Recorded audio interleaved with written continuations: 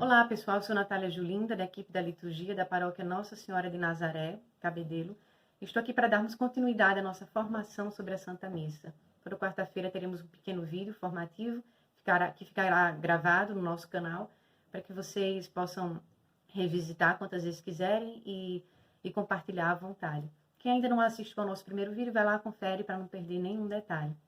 Bom, na nossa primeira formação nós vimos, em resumo, que a Santa Missa ela é a paixão, morte e ressurreição do nosso Senhor Jesus Cristo. E que a Eucaristia é a presença real do nosso Senhor em corpo, sangue, alma e divindade. Que devemos nos comportar na Santa Missa como a Santíssima Virgem aos pés da cruz, porque de fato o sacerdote traz ao altar, através das suas mãos ungidas, a presença de Jesus crucificado. Sabendo de tudo isso, nós vamos passar a participar da Santa Missa com mais devoção e com mais sentido de sacralidade. A Eucaristia, de fato, ela contém todo o bem espiritual da Igreja. É a Eucaristia que sustenta a Igreja, é a Eucaristia que sustenta a humanidade.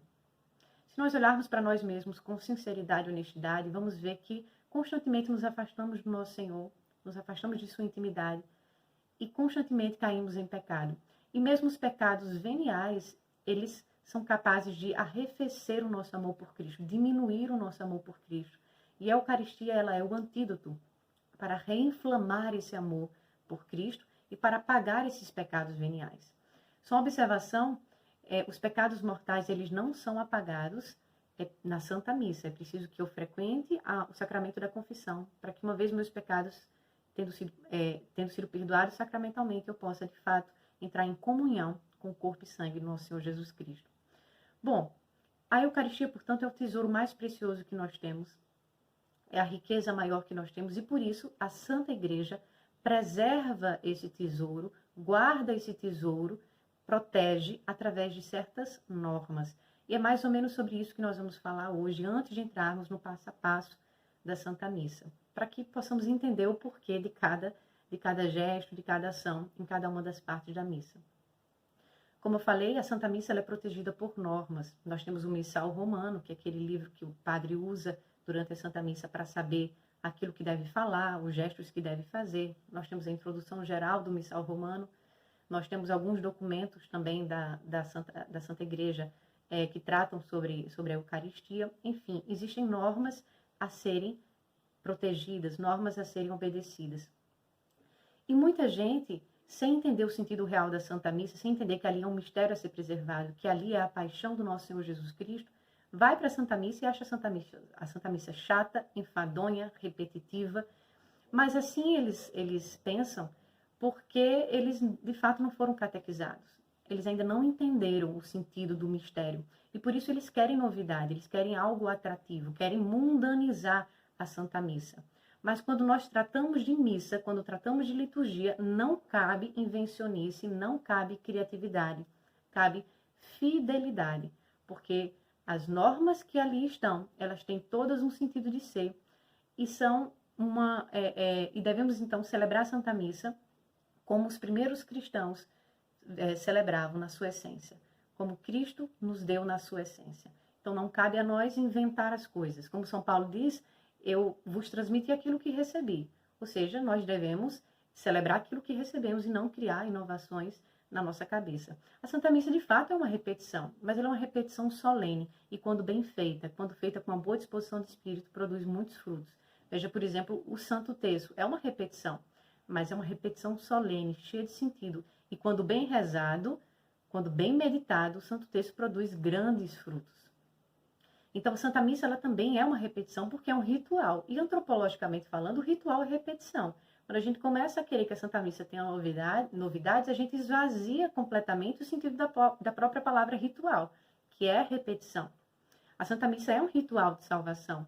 A Santa Missa ela tem símbolos sagrados, ela tem uma linguagem sagrada, ela tem o uso de vestes sagradas. Veja, por exemplo, no livro de Apocalipse, no capítulo 2, enfim, e durante todo o livro do Apocalipse, nós vemos várias menções à utilização de vestes sagradas, do turíbulo com incenso, Turíbulo é aquele objeto litúrgico onde se deposita, onde se coloca o incenso. Enfim, então no Apocalipse nós vemos o uso de várias símbolos e de vários objetos, de várias linguagens sagradas. E a Santa Missa, ela faz, por ser um ritual, ela também faz uso de toda essa riqueza simbólica para que possamos olhar com o olhar da nossa fé o mistério que está sendo celebrado. E por isso nós não precisamos de nada mais, nós não precisamos de nenhum penduricalho. Todos os abusos litúrgicos, todas as invencionices devem ser completamente afastadas. Existe um documento da igreja que é o Redemptione Sacramentum, que em latim esse nome significa sacramento da redenção, a Eucaristia é o sacramento da redenção, e esse documento diz que todo e qualquer abuso litúrgico deve ser completamente afastado. E ele diz, esse documento, que muitas vezes os abusos litúrgicos são ou pela ignorância, e aí nós vamos tentar suprir com essa formação, essa catequese, ou por uma tentativa desordenada de um ecumenismo.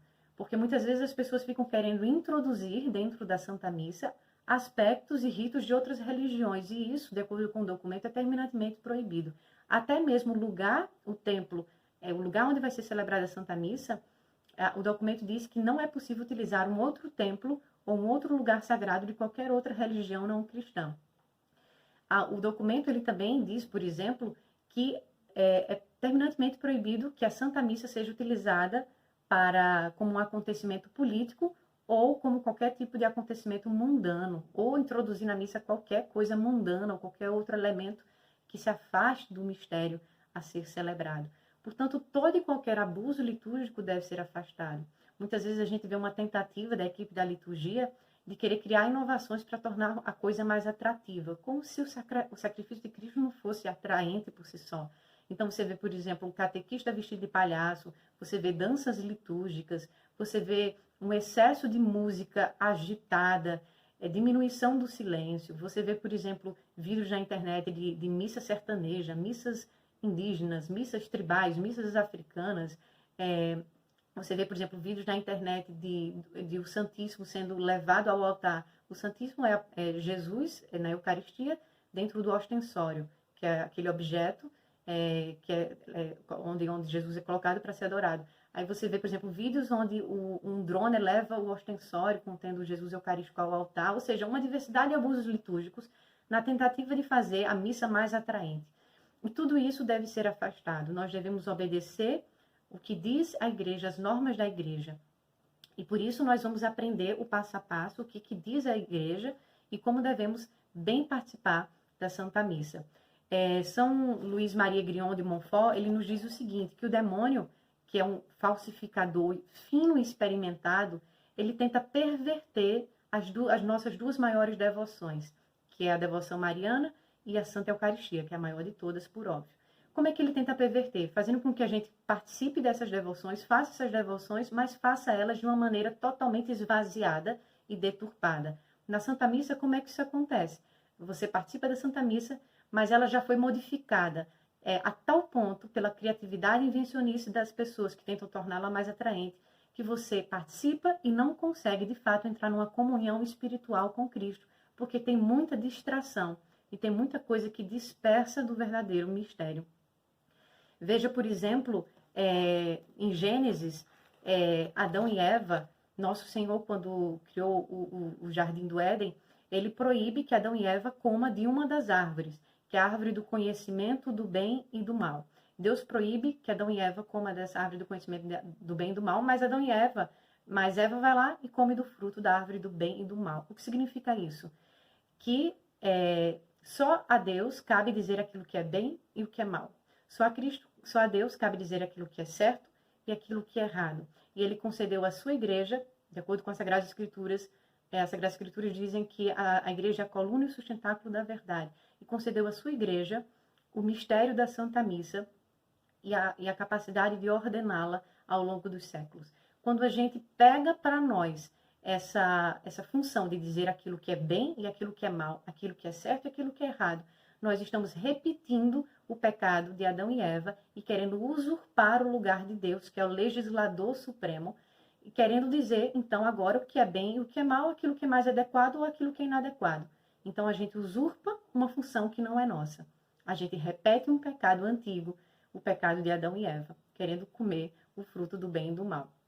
Então, é isso. É importante, portanto, que saibamos que a Santa Missa ela é protegida por normas, e ela é protegida por normas porque a Igreja ela está, assim, resguardando o mais precioso dos nossos tesouros e do nosso mistério, que é a presença real de Jesus na Eucaristia.